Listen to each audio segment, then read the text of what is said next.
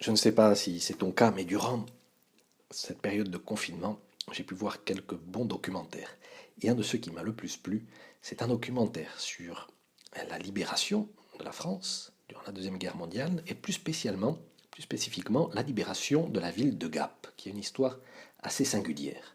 Alors les résistants, ils étaient dans des maquis alentours à la ville, et ils s'entraînaient d'arrache-pied pour le combat de la libération de cette ville, mais ils étaient quelques centaines de maquisards.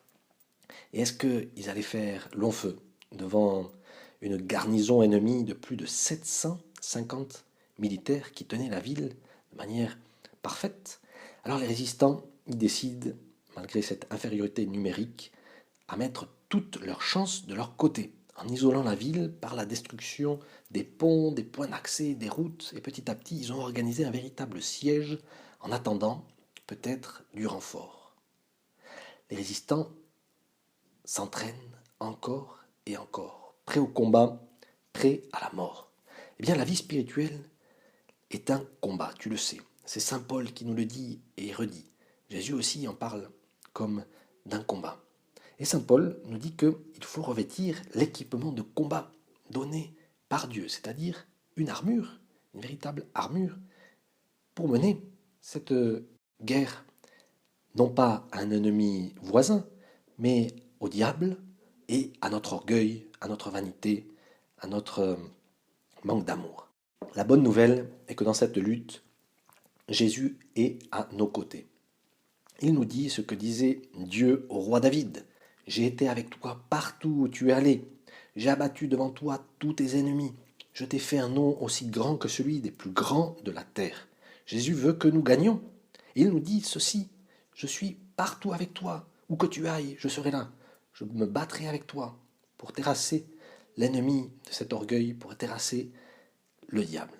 Et le Seigneur nous relève et nous encourage à commencer et à recommencer. Pour lui, une de nos chutes, eh bien, ce n'est qu'une bataille perdue. Alors souvent, c'est triste et une bataille perdue, mais ce qui compte, eh bien, c'est de gagner la guerre et la bataille finale. Jésus croit profondément que nous allons remporter cette guerre et obtenir la paix éternelle. Pourquoi? Parce que c'est lui qui va nous faire le don de cette paix. C'est ce que nous allons lire demain dans l'Évangile. Jésus nous dit, je vous laisse la paix, je vous donne ma paix. Il revient à nous seulement de l'accepter, d'accepter que la paix va venir, eh bien, de notre Seigneur.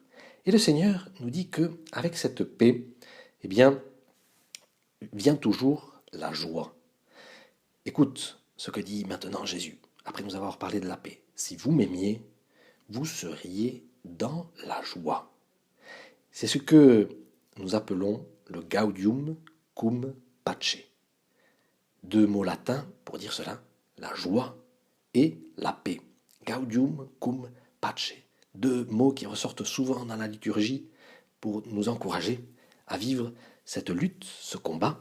Et moi je te propose de prendre ce gaudium cum pace peut-être comme la devise qui va nous encourager à mener ce combat. Telle est notre espérance, mon Dieu. Laissez régner en nous Jésus pour qu'il nous donne cette paix et cette joie. Alors, sommes-nous décidés à lutter dans cette guerre d'amour contre notre orgueil et contre le diable?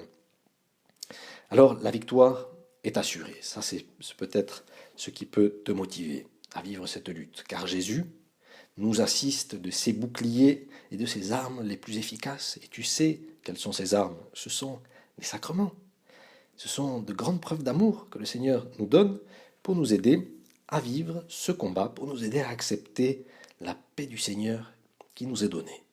Seigneur, durant la Sainte Messe, devant ton corps présent, nous te demandons, durant le rite de la paix, justement de nous donner toujours cette paix. Donne-nous toujours cette paix. Conduis-nous vers l'unité parfaite, disons-nous. Et nous le disons devant ce corps présent dans l'Eucharistie, car nous savons qu'en te mangeant, nous savons qu'en te recevant, nous allons être renforcés et nous allons recevoir des forces pour obtenir cette paix. Alors nous pouvons aussi méditer la Sainte Écriture qui nous encourage à te voir, mon Dieu, comme notre rocher, comme nos mains dans le combat, comme celui qui est notre allié, celui qui est notre forteresse, ma citadelle, celui qui me libère, nous dit le psaume 143, qui poursuit en nous disant que Seigneur, tu es le bouclier qui nous abrite, tu es celui qui nous donne le pouvoir sur notre peuple. Avec ses grâces sacramentelles, Jésus nous guide et il s'arrange pour que nous soyons aussi acteurs de notre propre victoire. Dans l'épisode de la libération de Gap, alors que le siège a duré pas mal de mois, des renforts américains arrivent enfin. Et les résistants demandent aux Américains de simplement tirer quelques bons coups de canon avec leurs chars, histoire d'impressionner et de finir d'achever le moral des troupes ennemies. L'occupant se rend alors sans trop de difficultés. Il voit qu'il ne peut rien faire face à cet ennemi déterminé, face à ces résistants qui ont gagné par leur courage, par leur bravoure et par leur ruse. Alors ces coups de canon furent le coup de grâce qui permit la victoire, le retour à la paix et à la joie de la liberté retrouvée. Les Américains ont été sur ce coup assez beaux joueurs, car ils ont laissé aux résistants tout le mérite de la libération de Gap. Et ces résistants, il est vrai, ils ont mis tout leur talent, toute leur force et toute leur détermination au service de cette grande bataille de la libération. Avec Jésus, les choses sont un peu similaires. Tu nous demandes d'être décidés, de combattre avec toutes nos forces, mais nous savons que sans ton assistance, nous n'irons pas très loin. C'est toi qui vas terrasser le diable, c'est toi qui vas gagner contre notre orgueil. Et tu veux que nous t'aidions, comme ce père se laisse aider par son petit-fils à transporter des gros meubles ou à couper du bois, alors que cet enfant, certainement, il dérange plus qu'autre chose. Mais quoi de plus beau pour ce père de voir son fils essayer d'aider, de se sentir fier de faire une grande œuvre, à couper du bois, à transporter des gros meubles. Dans le cas du Christ, tu veux que nous t'aidions à gagner l'amour, à gagner la sainteté sur le diable et sur notre orgueil. La récompense, nous le savons, elle est grande. C'est le Gaudium cum pace, la paix éternelle et la joie. Sur cette terre, nous pouvons déjà ressentir cette paix et cette joie quand nous gagnons des petites batailles. Nous savons que la bataille qui compte, c'est la bataille finale, mais gagner ces petites batailles, ça nous donne déjà un avant-goût du ciel et nous recevrons une paix, pas à la manière du monde, c'est-à-dire ces paix trop éphémères, mais nous gagnerons une paix et une joie, comme dit Sainte Thérèse d'Avila, pour toujours, pour toujours, pour toujours. Marie, Notre-Dame de la paix, aide-nous à obtenir cette paix et cette joie dès ici-bas et dans la vie éternelle. Amen.